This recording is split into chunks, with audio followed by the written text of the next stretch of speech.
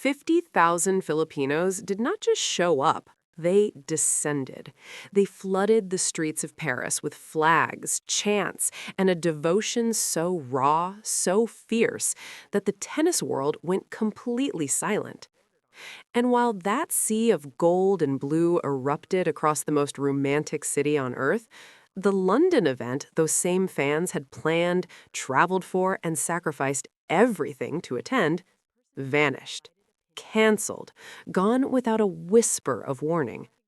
Nobody warned them, nobody prepared them, and nobody, absolutely nobody, predicted what happened next.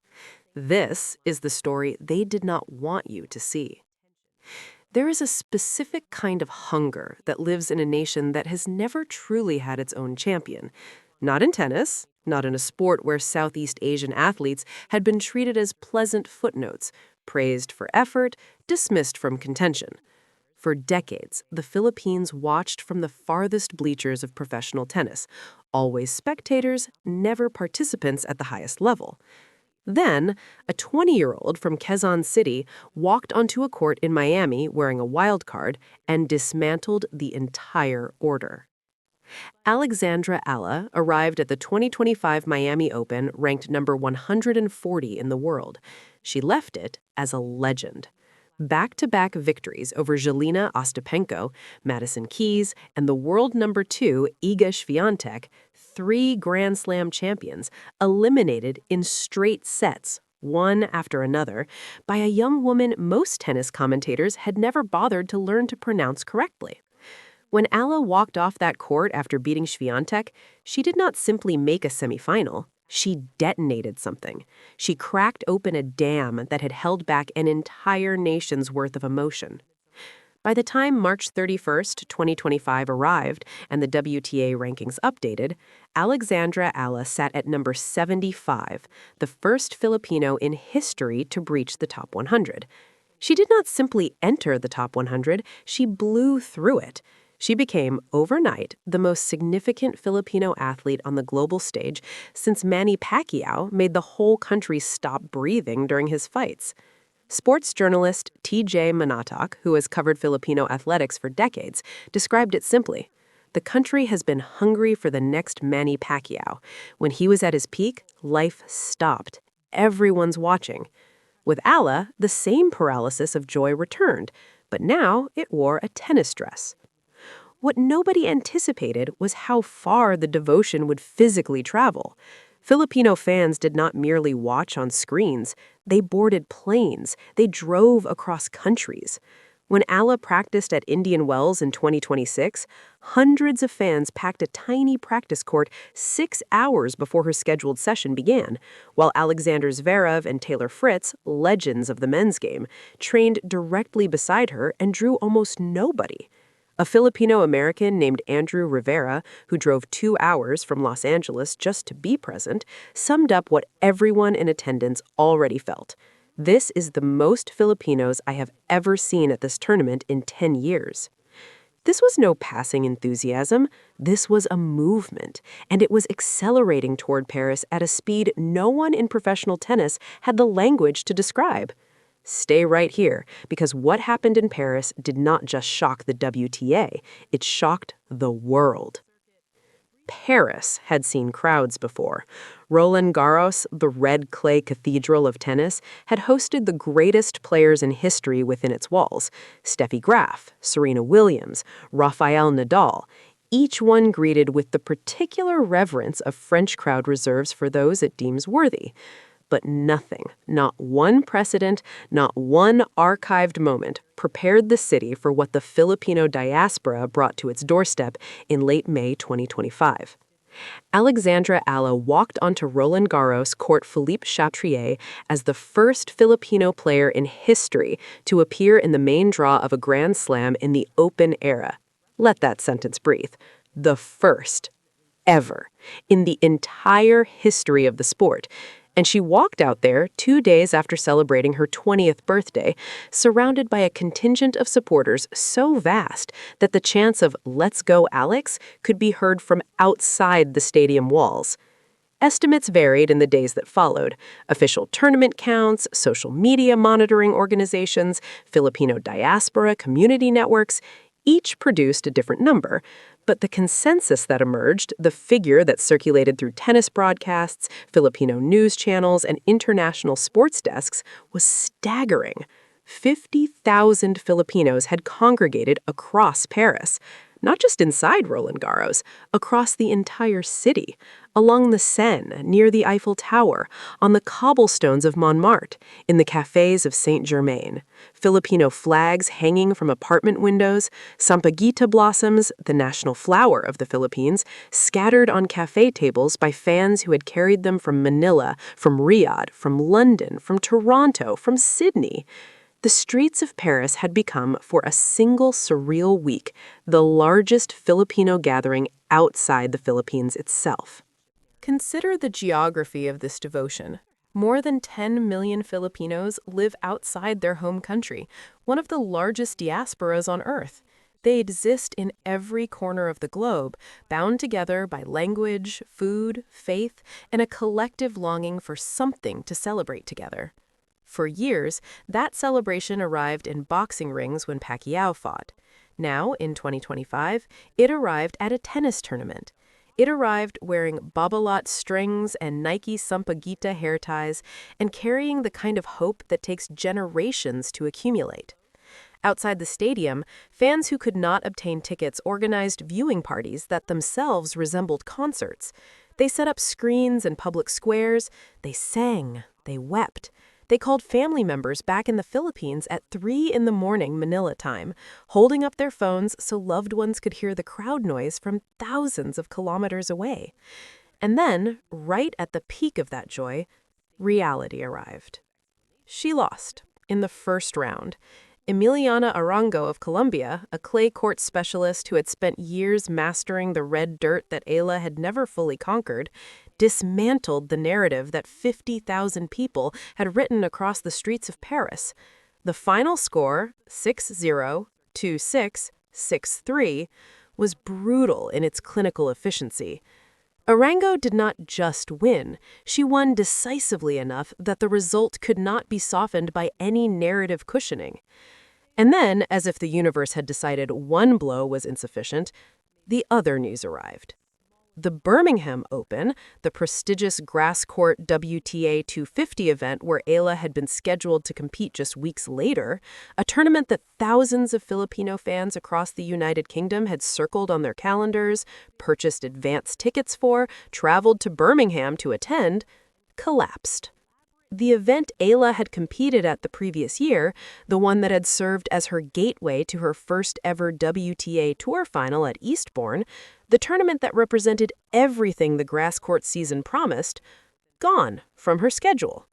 Canceled. Without the fanfare of an official press release, without the dignity of direct communication to the supporters who had reorganized their entire lives around that week. Filipino fans in London, and there are hundreds of thousands of them, concentrated especially in boroughs like Hammersmith and Earl's Court and Croydon, had arranged time off work. Some had relocated childcare. Some had bought non-refundable train tickets from Manchester, from Edinburgh, from Cardiff. They had worn their Alex Eala shirts to work in anticipation. They had made signs. They had planned. Now they had nothing but a cancellation and unanswered questions. Social media erupted within hours. The hashtag Justice for Filipino Fans trended across multiple platforms. Comments poured in from fans who had spent money they could not easily replace. We flew from Manila for this. My children and I took time off school and work. This is not just a sports event. This was our moment. The emotional temperature of the Filipino tennis community, already raw from the Paris defeat, crossed into genuine fury. But here is the question nobody was asking loudly enough yet, and it deserves a direct answer. Was the cancellation connected to the chaos of those 50,000 fans in Paris? Had the sheer scale of the Filipino crowd presence, their passion, their volume, their organizational intensity, made tournament directors nervous about what a similar gathering in a smaller British venue might look like? What happened next will change how you understand the relationship between a fan base and the sport they love. Do not go anywhere. Alex Eala did not blink. That much is verifiable. While the fallout churned through social platforms and diaspora WhatsApp groups and Filipino sports journalism, while the anger and grief and organizational fury of a displaced fan base boiled across the internet, Ayla herself kept competing. She moved through the grass court season, reaching her first ever WTA Tour final at Eastbourne. She stepped onto the grass of Wimbledon, the venue she had described since childhood as the most beautiful in tennis, as the first Filipino in history to compete in the singles main draw of the All England Club. Nike gifted her a custom hair tie shaped like a Sampaguita blossom. The symbolism was deliberate and complete. She carried her country with her everywhere she went, not as a burden, as a declaration. And the numbers kept climbing. By March 2026, her ranking had reached a career high of world number 29. She had broken into the top 30, another first for a Filipino player. Sold-out match venues followed her from Dubai to Indian Wells to Linz, where she defeated home crowd favorite Julia Grabber in Austria, and afterward addressed her supporters in a mixture of Filipino and English.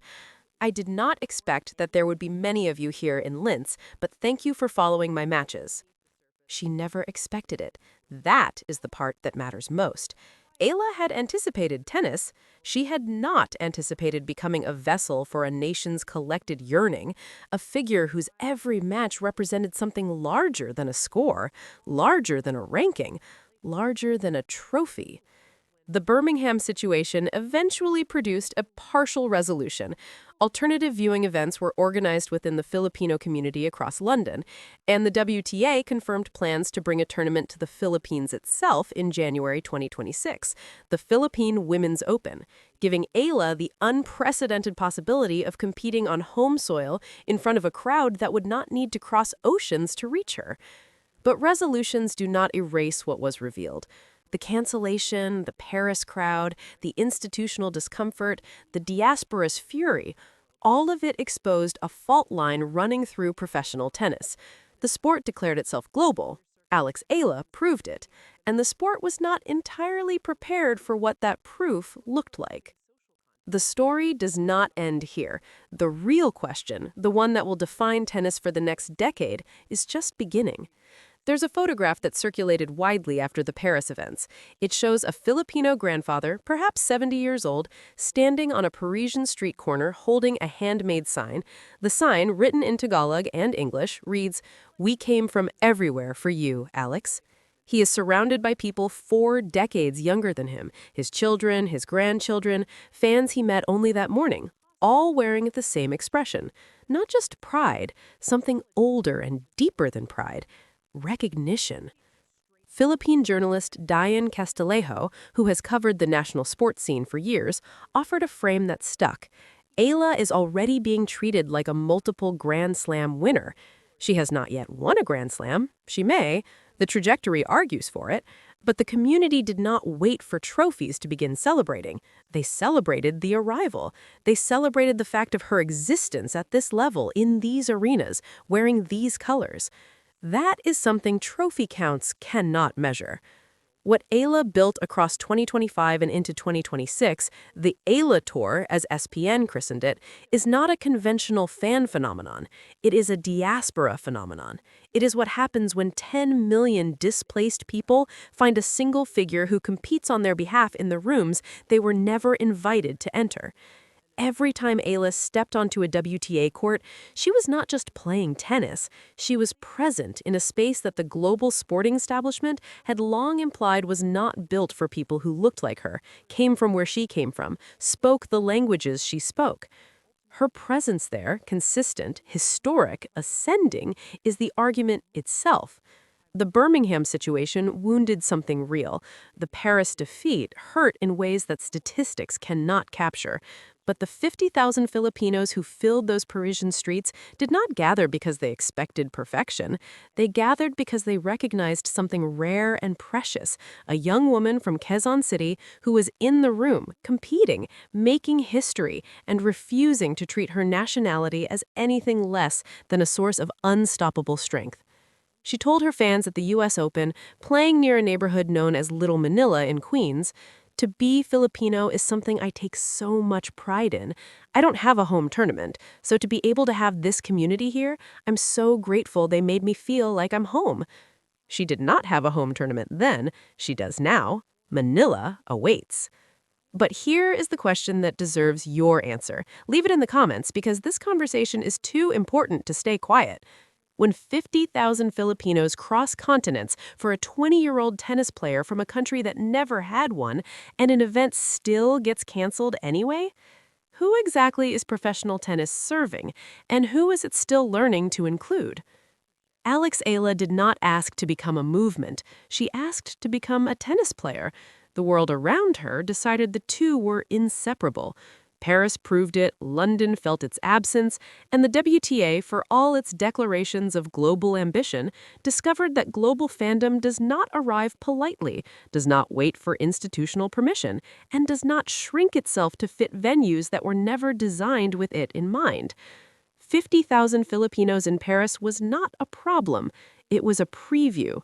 The question is whether tennis is ready for what comes next. If this story moved you, hit subscribe, because we cover the moments in women's tennis that the mainstream refuses to tell fully.